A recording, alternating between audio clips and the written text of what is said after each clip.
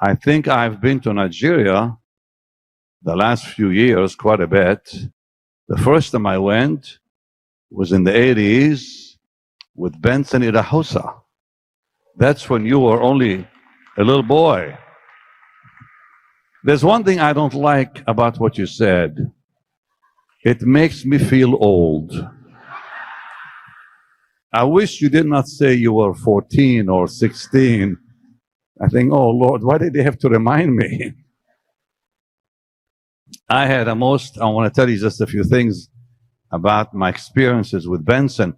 How many of you heard of that man of God? Okay. How many have not? You have not. Well, he was very, very, very powerful. So when I was with him, I was there for 2 weeks in the 80s, mid-80s. We were in Lagos, Ibadan, Kaduna, and it was powerful what God did. But that man of God, very anointed, like beyond what I've seen in my lifetime. Truly. I had him come speak for me in Orlando. And he said, and I was just reminded by someone who saw the clip. He was preaching for me. He would wear these beautiful robes. And he gave me one every day. I looked like the Pope. One day it was a blue robe. The next day it was yellow. The next day it was green and yellow and blue. And it was wonderful because it was so hot in the meetings that all to do to get cool is just do this. Get some air flowing, you know. But Oral told me this now. I didn't see this part. But the president of Nigeria at the time had said to Benson, he said, we need rain. We have not had rain. Now, Oral Roberts was with him that day in Nigeria. And he said to the president, you will have rain in two hours. It had not rained for months. He said, you will have rain in 2 hours. And Oral said it poured in 2 hours. You just don't see that. But that man, I will never forget. He prayed for a young man with asthma.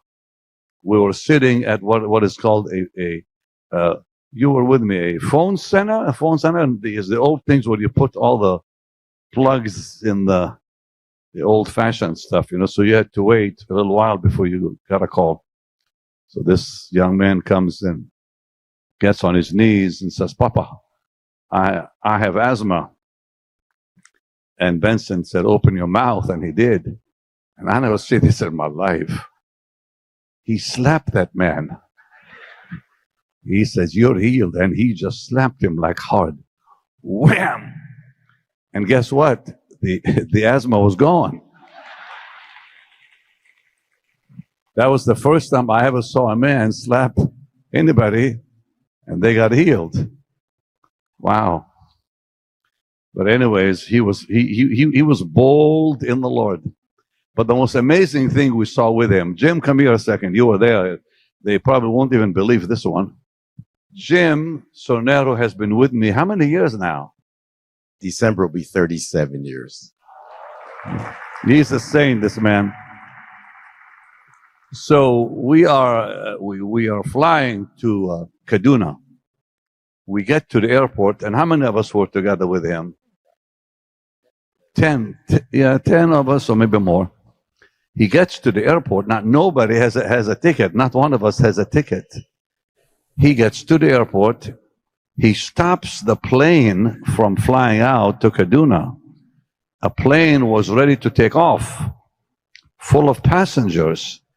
He goes to the pilot. He says, you're not going anywhere. And he kicks all the passengers off the plane. Huh? He said, you, go. And they went. And they all went. He kicked them all off the plane. He says to us, come on, take the first class cabin. So we filled the first class cabin. And then he goes down, and there's a line of people that had been kicked off by him. And he says, you go, you go, you go, you go, you go. And they fill up the plane.